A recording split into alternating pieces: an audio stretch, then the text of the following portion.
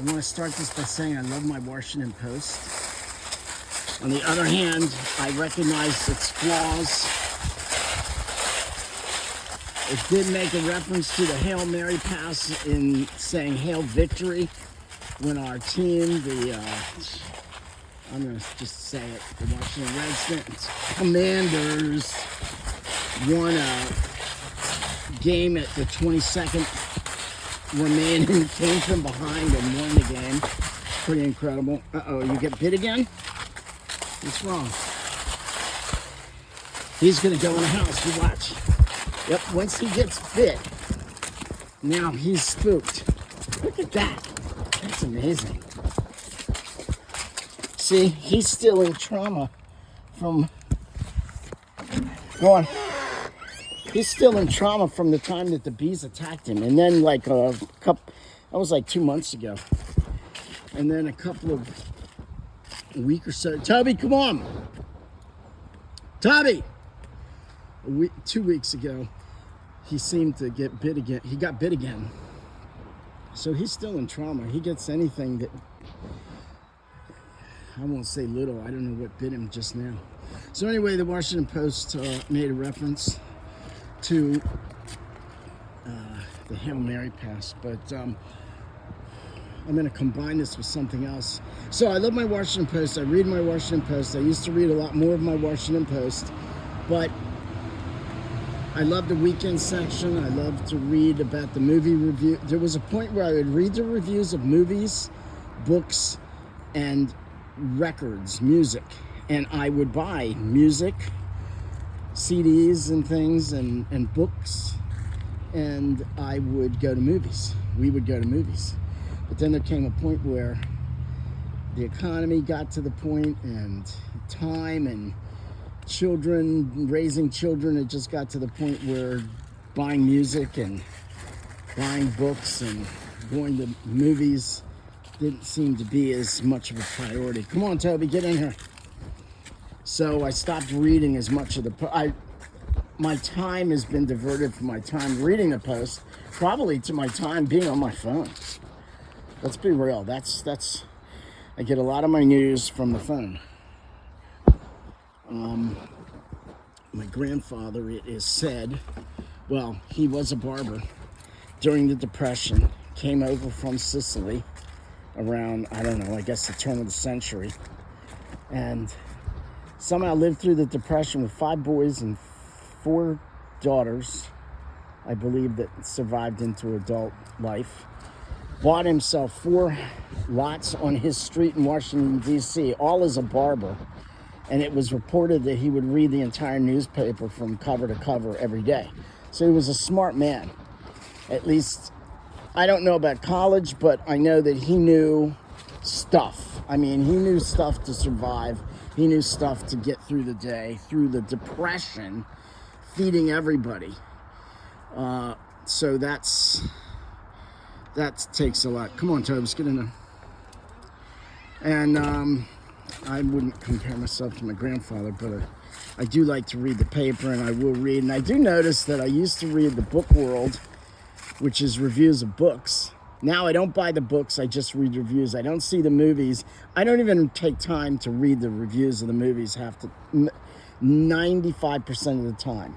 I don't even get to read my favorite part, which is the weekend section. But I love the Washington Post. That's where I read. I don't read books, as I just said, but I do read the Post, and I do read the front page, and I do read the occasional editorials pages and set aside articles I want to read. I read the Metro.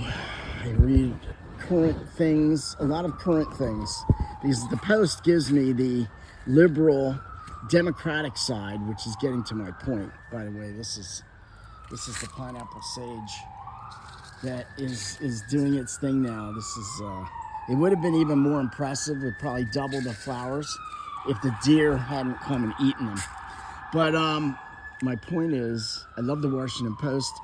I get a lot of knowledge from the Post, but I also I read it with a deciphering eye. I know the articles. You can tell the articles, who's writing the articles. I know my Post so well. that you can tell if it's a woman writing it or if it's a man, if it's well, they don't seem to have any conservative op-ed writers except for maybe George Will. And this, I completely nailed it with this.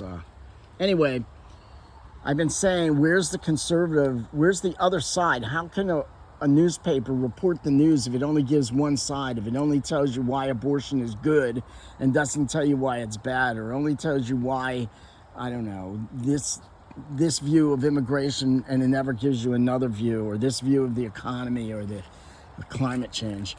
Anyway, so I'll close with this. So, in other words, I love my post, but I also read it with an eye, knowing that I've got to get any conservative views from other sources.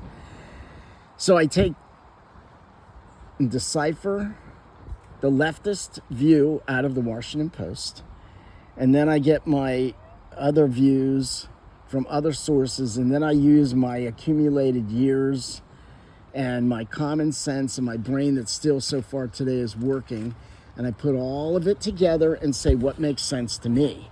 And I don't agree with everything on the conservative side or the Republican side, but for the vast majority, I have to agree with that. So anyway, the fact that the Washington Post isn't going to endorse the president, Kamala Harris, the vice president for the presidency, is a joke, because the bottom line is everything you read in the paper, 90% of what you read in the paper is pro-Democrat and pro-Kamala and 90% is anti-Trump. 95%. They don't have a good thing to say about that man for nothing. It's like he's Satan on steroids, which of course he's not. If anyone uses, again, your reasonable eye to take the facts and then just look at the facts, you would see that he's not what the Post says he is. Anyway, the fact that they have the gall, the nerve, the stupidity, the hubris to think that the American people aren't smart enough to see that it doesn't matter if they endorse the Post by screaming up and down and writing it in the front page, endorse Kamala. The fact is they endorse Kamala every day. So who are they kidding? They've already done all the damage they possibly could. And this is where I think the election, if there was any tampering with the election, I think it's between Hollywood and media all making Trump out to be a demon and soft wording things like abortion demeaning health care or reproductive care and all that other nonsense, and gender affirming care when we're really mutilating children and young people, possibly for population control, because they're all for that too. People are evil. The United States is the evilest of people, and people in general are evil because they're killing Mother Earth, planet Earth. Anyway, so yeah, there's my the Washington Post is this whole thing was a joke. They've endorsed Kamala Harris from the last 10 years. So shut up about we didn't endorse her. All I can say is let's ask all the saints to pray for our rational thinking minds who can look at So, yeah. Let's pray for all the souls in purgatory and ask for right judgment in this election period.